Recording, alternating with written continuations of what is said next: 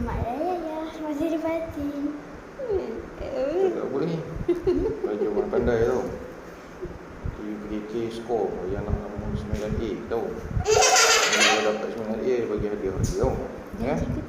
Bagi rajin-rajin tau.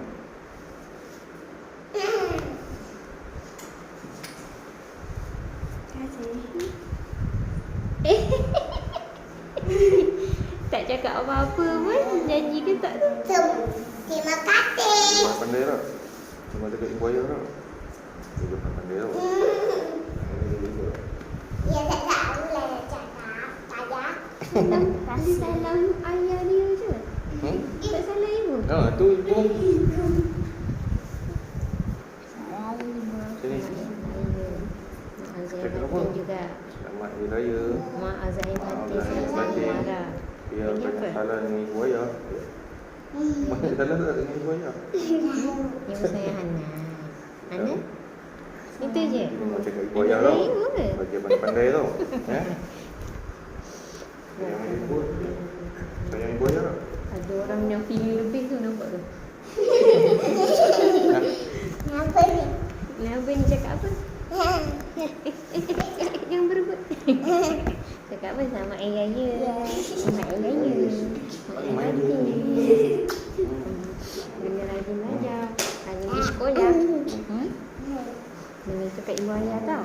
Nak jadi budak baca.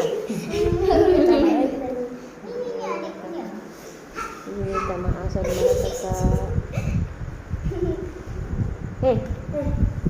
Belajar rajin-rajin. Adik pula. Adik nak salam ibu? Ada bagi duit lain ten. Nah ini. Janganlah buka dulu. Buka lah tengok.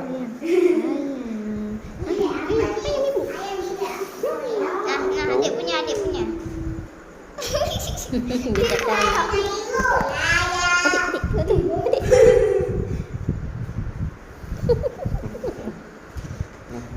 Ya. Dia punya duit ada satu je. Kenyit.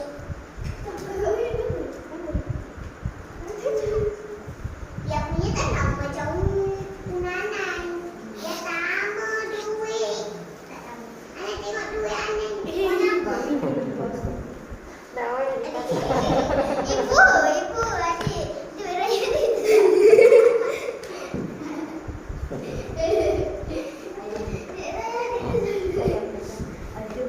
Raya mak ayah bagi silap abang.